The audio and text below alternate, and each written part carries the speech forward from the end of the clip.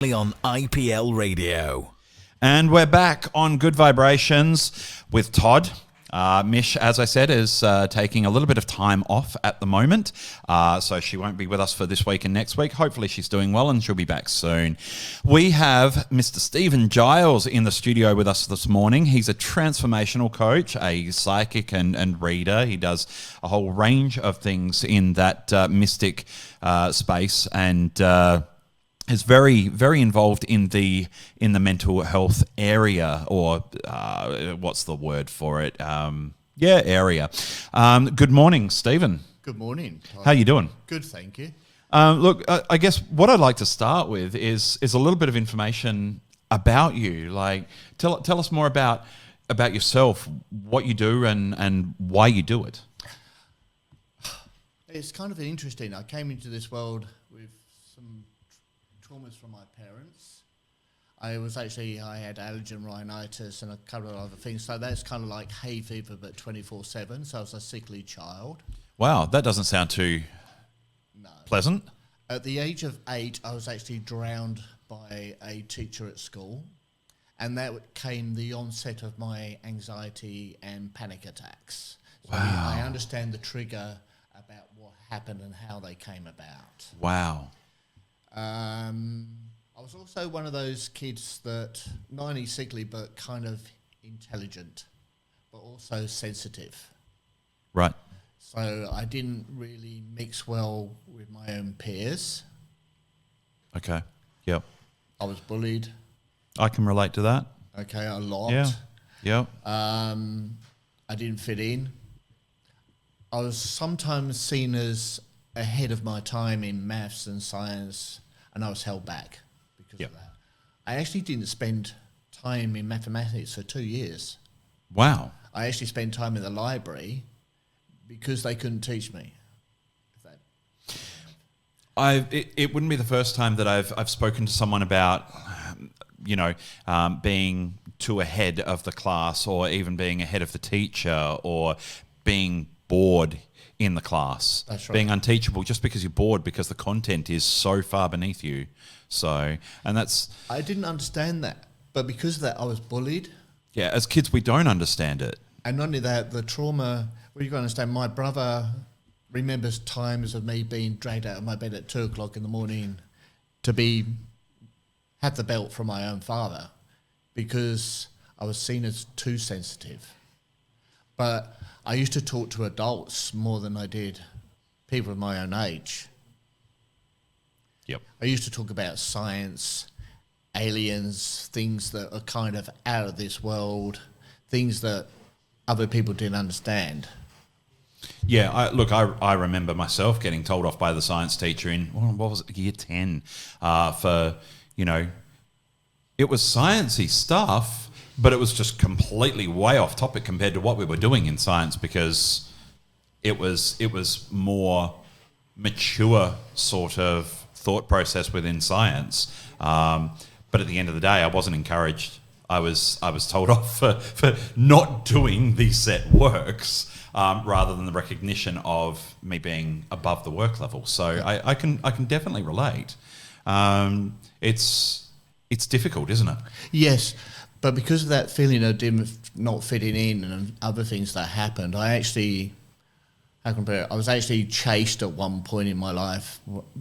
I just got a new bicycle and everything else, and I chose enough was enough. So at the age of 14, I actually had my first attempt at taking my own life, about heading as fast as I could into a brick wall. Wow. So I actually ended up fracturing my skull. On a bike? Yes. As in bicycle, not motorbike? Yeah, on a bicycle, travelling as fast as I can. I actually hit a curb and smashed straight into a brick wall. That's ambitious. Yeah. That's wow. That's different. I've never heard that before. I'm sorry to hear. I really am. But that's different.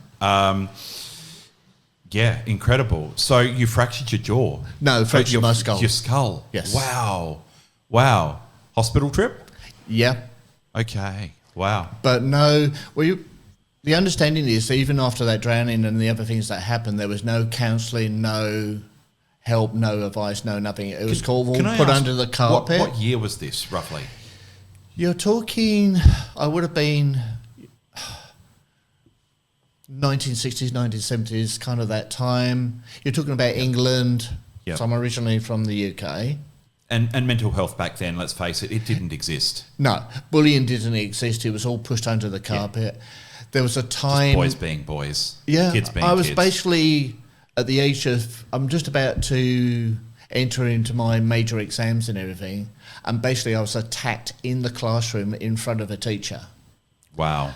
And if it hadn't have been for a headmaster walking past at the time, they were actually going to set fire to me. I was already tied to the electrical terminals with electricity going through me. I'd had acid on me, so I still have a scar from the acid burn. Yes. I'm sorry, listeners. What you can't see is the look of shock on my face. This is unbelievable. So there's certain lots of traumas here that have been built up. And again, at the age of 17 and a half, I attempted a second time of taking my own life again. Wow. Look, can I just acknowledge that you've opened up with this? Not easy to do, even after you've gone through the process of reconciliation and healing of the situations.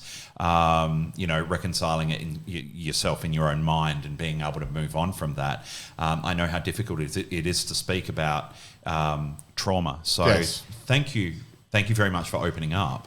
That's crazy. I can't imagine. I went through school in the 80s and 90s. I never had anything like that. So it's interesting that as time goes on, we open up to these subjects and we become more accepting of them, but it's taken so long, hasn't it? That's right. Look,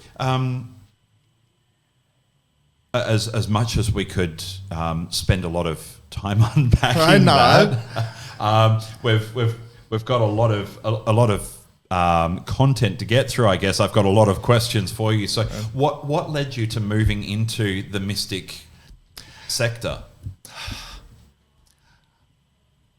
Back in the UK, I actually did some work, what we call remote viewing and everything, but that was I worked for the Ministry of Defence back in the UK. Okay. And I actually did remote viewing, but I didn't know it was mystic and special. Okay. So I went to Mensa. Right. Okay. Where those talents were actually used and didn't understand them, where you're actually reading cards with someone sat in the other room. You didn't actually go out there to go, I'm going to be a mystic, I'm going to read cards. No, you started a career path and they trained you in it. Yes. Wow. That's different. Because you'd have someone sat in another room that would draw a picture and you'd have to work out what that picture was. Yes, okay. And you would have to try and work out what someone else was doing in a different place. Kind of like in that first scene of Ghostbusters where Bill Murray's holding up the cards and, they're trying to guess what's on the cards. Yes. But I didn't understand that was mystic. I didn't understand that was psychic. I didn't know that. Yeah, okay. And it wasn't until I left the UK and actually come here, there was a big transition in my life. So when was that? When did you come to Australia? I've been here, 92. Okay. I've been here 30 odd years now. Yep. And it forced me to step away from everything, but to also stand on my own 2 feet. Yeah. I joined what was called ASHA, the Anxiety Self-Help Association of WA, which no longer exists anymore. Okay. And that's when I really stepped into who I was. Yes, okay. This is where I started to understand my traumas. I've actually been doing suicide prevention for 32 years now. Wonderful. So, but I didn't have the qualifications. I had the knowledge, the learning. Yeah. And in the years, I've come to understand my own traumas. And I've worked on them each and every time. So I was 40 years old before I could step into a lift. I had a fear of heights and airplanes. Okay. I went and did flying lessons. It was more the heights than the enclosed spaces. Yeah. I did flying lessons to overcome my fear of heights. Yep. Okay. So I learned how to fly a plane. basically. That's almost. really courageous. I actually have a fear of heights. I can get on an aeroplane, not a problem, but I do have an instinctive fear of heights. You put me in an apartment block and I'll go out on the balcony and I'll be all tingles. And confined spaces. Oh my goodness, get me in an MRI machine and I'm done. No, heights is a big one. So you actually learn how to fly a plane to overcome that fear. Yes, I didn't go 90% of the way and get all my pilot's license, but I actually did a good majority to get there. The idea was to overcome that. Yes, it wasn't an exercise in I want to be a pilot. It was an exercise in I want to overcome the fear. Yes, but it wasn't, like I said, it was 40 years old before I actually could go up and down in a lift. Wow. And that was dealing with my anxiety, my panic attacks. So what did you do before that? I learned cognitive behaviour therapy. Okay. So I was actually taught that. Okay. So that's where it's those understandings of tools that I could use to actually overcome the issues that I had, my own mental health, and dealing with that. I didn't just ignore it, but I didn't actually have anybody supporting me. I did the work. I went and looked for it. That's amazing. And I guess that also builds on your skills now that you use within that mental health industry, I guess you could say, to being helpful to others, to guide and assist others. So what is it that you do in the mental health space now? I mean, obviously there's the tarot card readings and the obvious things that people associate with that whole mystic field, but what else is there to it? Transformational coach, tell us about that. Well, I did my first aid in mental health. Yes. Did that about 10 years ago. I've done assist, applied suicide intervention skills trained. I'm gatekeeper trained in suicide. So I'm living works trained in suicide as well. So that's Fantastic. Suicide in the workplace and all those sort of things. Emotional freedom. I learned a lot of different techniques like emotional freedom technique, self-hypnosis, sound therapy, crystal healing, and all those sort of things. And this is what's led me to where I am today. It's that healing of my own traumas that's brought me to a space where not only have I dealt with mine now, well, I haven't had a panic and anxiety attack in 20 odd years. Wow. But this confidence, this ability to no longer have what I call social phobia, and dealing with all my traumas. I now get to a point where I've got the lived experience and I have the academic experience, which I can utilise from a holistic point of view to actually assist other people in their journey too. That's where a transformational coach comes in. Yep. I help other people transform if they choose to. Yes. I don't And force that's anybody. the big thing with mental health, isn't it? I mean, we can nurture and guide when they're in that vulnerable space, Yes. but until they want to be helped themselves and until they want to help themselves, we can't do much more in that transformational journey. That's right. And sometimes it's the fear of change. It's that stepping out of their own comfort zone because they've been so used to their own life, they can actually fear what the change will bring too. Yep. Yep. Because it does bring change. Yes. It's not waving a magic wand and something just disappearing, it's all easy. It can be a very unsettling experience. It can be hurtful.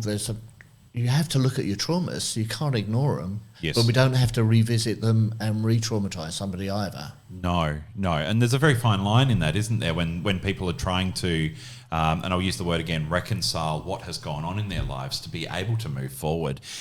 Because quite often there is a small component of reliving that trauma to be able to face it, which is very, very difficult. So each time I'm working with somebody, I'm actually having to face my own traumas over and over again too. Wow. So I have to be very careful of what we call vicarious trauma. yes, yep, Making sure I don't reflect mine onto the other person. yes, yes, But it's also that empathy, that understanding that helps me guide them. yes, yep. Yeah, no, experience is everything when it comes to mental health. Yes. I've found that myself. I don't think there's any way that I could help people even though I'm just an ear to listen. I have no I'm mental health first aid trained as well. Yeah. However, I'm not trained in suicide prevention. I'm not trained in counselling, guidance, any of that sort of stuff. But if it weren't for the experiences that I'd had in life, my ability to listen and help other people would be significantly diminished. That's cool. Yeah. So tell us about how you help people. What services you've got that... Well, on a day-to-day, I'm a mental health disability support coach. Yes. I work with a group of 15 people. We're actually there for them to achieve their goals and their objectives. Yes. So they determine their goals and objectives of where they need to be. Yes. Outside of that, I actually, psychic, intuitive, do the tarot. I do a lot of different modalities. And the reason for that is that I understand that it's not a one-pill approach. Yes. We were actually working with the person to understand what they need. So what uplifts you? Because everyone's different. So I'm using sound, light, smells, as well as the cognitive behaviour therapy and the other tools that I have. So that's when I talk about a holistic approach. So we're actually uplifting the person. Great. So we're not making them sad and grief and delving down into the trauma. We look at the trauma, but we're doing it from a healthy perspective. Yeah. Yep. Without re-traumatizing them and everything else. So it's like, what music lifts you up? What smells I can tell you what music lifts me up. But if we've got that playing in the background, yes, subtly, there's already that seed there that's kind of bringing you into that space. Yes. If we have the correct smells around you, if we create that safe space, it helps with everything that we're doing. So it's not just one tool, it's multiple different tools to get to the person in the right space where they can feel comfortable enough to actually deal with the stuff that they need to deal with. Understood. Sorry, I just had the thought in my head that if you had Hermione Granger in there, you'd have the smell of freshly cut grass. Yes. I'm glad you knew the reference I was going for there. Well, that's okay. But it is that feeling that you need. You need that. All of it. Because if it's not conducive to the person, it isn't going to work. Yeah. Yeah, everything is very, very customized and individual. That's right. And this is where you spend the time with the person to understand them, what they need and everything else before you actually do the work. So you build towards it. Okay. So before the interview today, obviously, I had a look on your website. There's a lot of information on your website about what you do and how to get in touch with you. But that's why I was asking these questions, because I wanted to go deeper than the skin deep of the website, of the information that people would ordinarily see. And one thing that's piqued my curiosity is that you've got a book with you, and I'm sure you've had it sitting there thinking, I need to get a chance to talk about this book. I've certainly been wanting to ask about it. So you've got a little book here. It's called I Am. Yes. Tell us about this book. It comes from that same background. Everybody labels us. You're stupid. You're an idiot. You're 100%. No good. Yeah. All those sort of things. You can only do this. You can only do that. Line. Everybody puts a label on us in one way or another. We even put a label on ourselves. Yeah. Someone can say we're stupid, and they can keep saying it over and over again to the point where you actually believe that. You know, the one that I hear most often around, when it involves boys or males, is grow up, be a man. And that's trauma. It is. It's over and over trauma. again, it's trauma in itself. Yeah. And the idea of the book is to actually no, I am me. I am this. This is who I am. Yes. I am perfect. I am better than this. And that's what it's all about. That's why the I am. It's statements and saying, I am better than this. I am okay. I am capable. I am beautiful. I am, all those sort of things too. Yeah. So is this a book that you give to people who reach out for your services, or this is your chance to plug your book? Let's go. Plug your book, plug your services. Well, it's actually on sale on Amazon at this moment in time. Wonderful. I only just recently got them all printed and actually, because I did a Kindle book first and then I did the hard copy. We've actually just had an interview a couple of weeks ago with someone who's produced a range of books for it's aimed at children with parents in the Defence Force. So we've only just learnt about this whole expense and whole process of being able to write and publish print a book. It's quite a process. So from that interview, I can appreciate, and I'm sure the listeners that have listened that week can appreciate what you've just been through with creating this. I initially started writing it about 7 years ago. Wow, okay. And the only reason I didn't get to publish it, because like you say, going to a normal publisher, you're looking at $15,000 to $20,000 just to get to your first print. Yes, yep. Whereas when you go through Amazon, it's basically they are making a profit every time they sell a book. Okay, yep. So the printing, I'm not paying for all that up front. Yep. So it's a little bit different. Yep. In that respect. That helps. Then that does help. Yep. So I'm basically what we call a self-publisher. Yes. Yep. It's led me to, it's that belief in myself. And it took me a lot of time, a lot of confidence. I have not had a panic and anxiety attack in 23 years. Mm-hmm. And that's because of the work that I've done on myself. Fantastic. That's why I have the confidence to be able to do the things I do today. Should also give people some confidence in what you're able to do for them as well. If you've been able to master this and overcome this, especially from what you've just told us of your childhood, then there's hope for everyone else. I used to be the boy that used to sit in the corner and not say anything.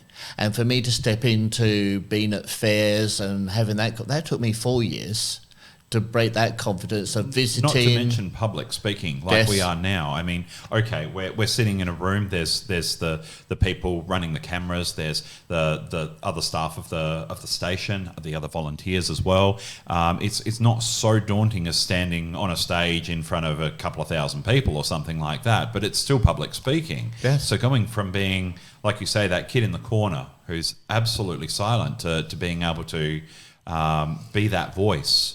That point of light for other people is an incredible transformation. And that's why I call myself a transformational coach. I had to transform myself. I had to change who I was. And that's that labeling again. I am this now, I am that now. Yeah. I am all these things today that I wasn't before. I am capable now. I am better at what I do. I was just about to suggest I am better. We're always striving to be better, I suppose, but I am better. It's an open-ended term. So I love that. I really love that. Now, there is an expo coming up. Yes. And you mentioned something a couple of times before, these vibrational healings. We actually did an outside broadcast. IPL did an outside broadcast last year at the Rockingham Wellness Expo.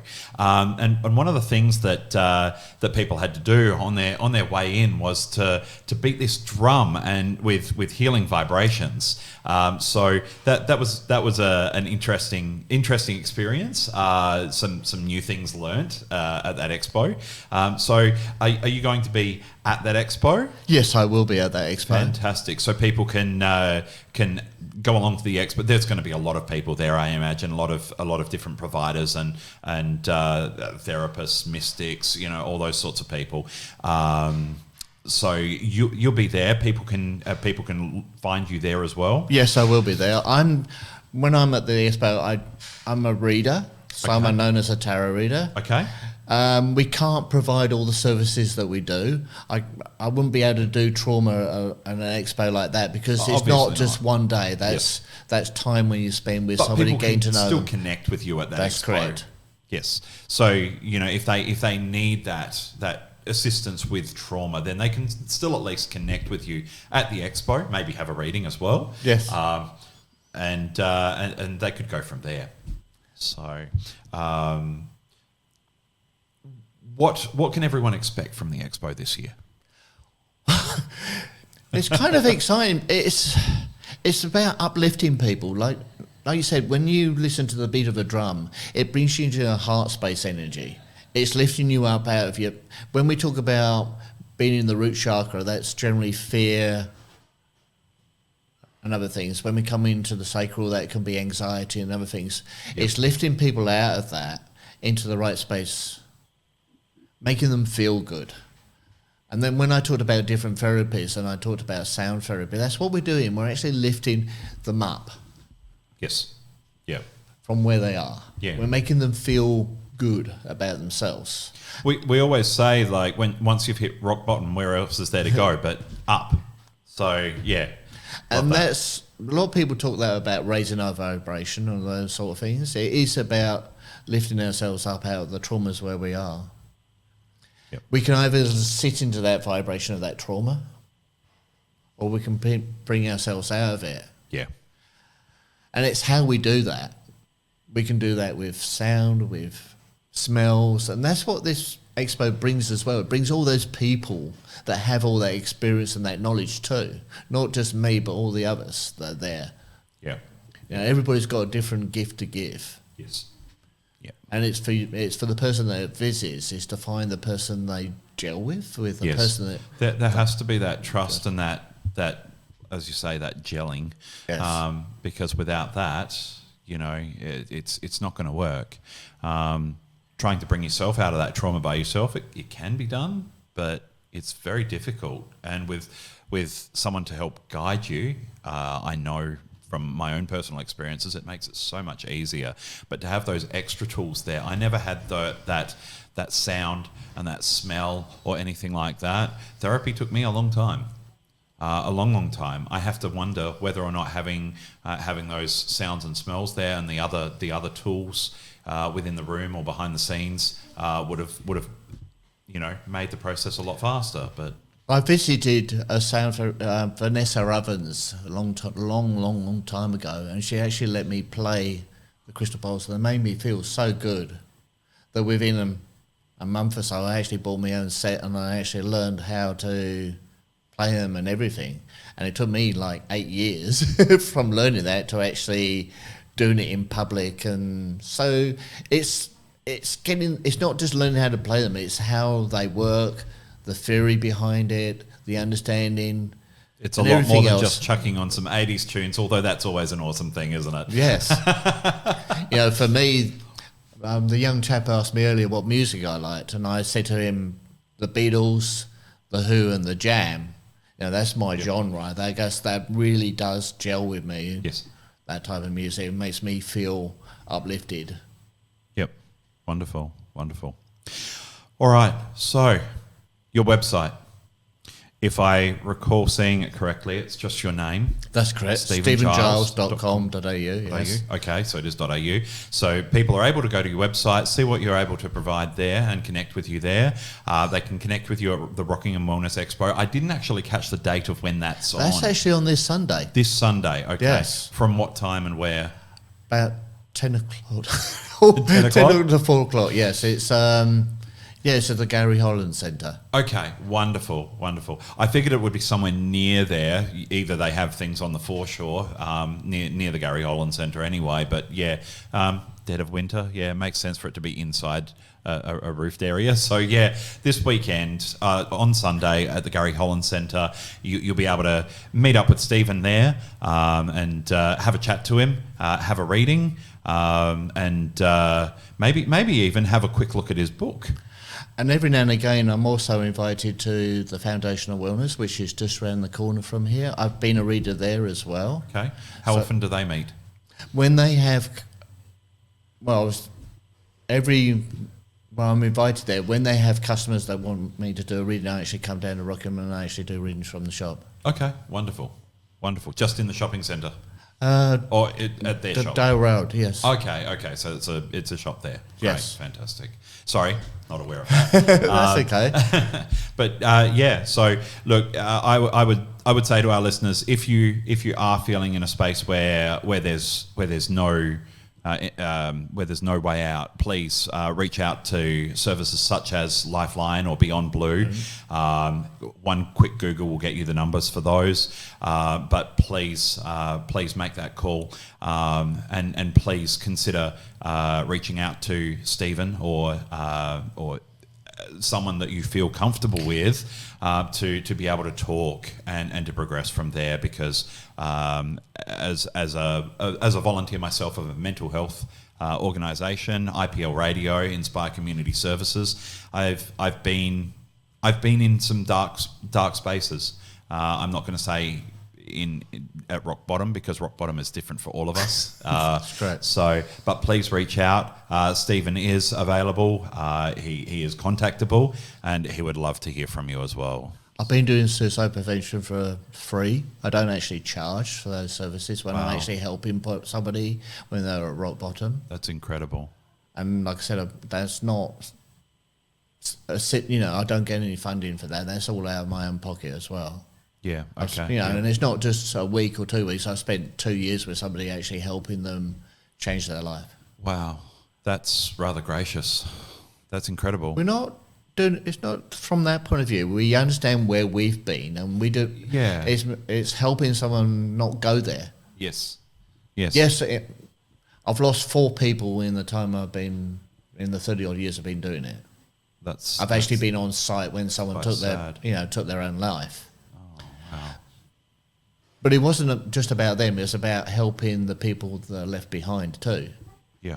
Yeah. So sometimes we're not there to help the actual person. We're actually to help the people or the family around them. Yeah. And it took me a while to understand that too. That would be very difficult going through something like that. I can't imagine helping someone and for them to take their life. That would be very difficult to reconcile. Especially the first time, I imagine it would be so difficult to reconcile. Yes. I'm sorry. No, it's the only understanding about why I did what I did when I attempted to take my own life, and where I've come to today, and seeing what happens to the people that are left behind, and understanding them, and having that empathy, that understanding too, that drive of survival now. As well, for me and for other people. We can do something if we choose to. Yes, it's not easy. It's not easy. It is hard. Yeah. It can be extremely hard sometimes to deal with our own demons and overcome them. But we all have the capacity within us. It's a choice. To take that first step forward. Yes. Yeah, 100%. Look, is there anything else that you'd like to go through before we get back into some more music? Brighten the scene a bit. Yeah, I know. It can go a bit down sometimes when you're talking about this sort of stuff. Look, yes, it can, but I think it's important to talk about it because it's been, like you say, swept under the carpet for so long, and it still doesn't have a big enough awareness as it needs to. I think the biggest thing I need to say is 98% of my clients are female. Wow. And I still see today that not enough men are stepping up into this realm of and dealing with their stuff either. Yes, yeah. Look, we were just talking last week, this time last week, about men in mental health and suicide awareness and prevention, and as men we don't. We bottle it up and we don't get out there and talk and take that next step. But this is the thing, I'm not seen as having a lot of testosterone. This is why I was bullied and everything. I'm seen as being sensitive, more feminine in my own means as such. That's why... And you know what? That's not a bad thing. No. And this is the understanding too.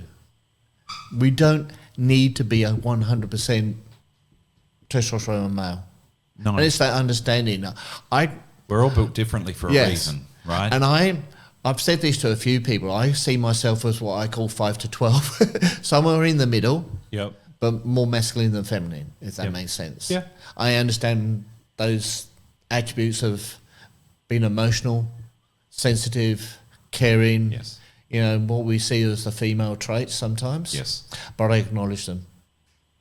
I don't sweep them away. No, that's great. but it gives me the strength to be who I am too. Without them, I wouldn't be the psychic and all the other things. You wouldn't be able to do what it is that you do the way you do it. Yeah, to be able to help, to understand, to be empathic, to be empathetic, and all those sort of things too. Yeah, it's the balance of the two. Yeah, you can't have one without the other. No, you can't. Otherwise, we'd all just be the same. No. And then, well, I'm not sure if you've ever seen or read the book or seen the movie derivative of The Giver, where everything's in black and white except for the one person who has all the memories and has everything in colour, but everyone is the same. Everyone gets allocated what they do in life, and it's all very dull and bleak and boring. And how that doesn't lead to some serious mental issues, I don't know. But yes, no, love that. Love the story. Love where you've come from. Even though it is very, very deep and dark and traumatic, and what you've been able to aspire to helping other people. That's fantastic. It's very, very encouraging for everyone out there, I think. You can be strong, you can take that first step forward, and you can make something of yourself to help other people as well. So think on that, everyone. We'll get back to some music now.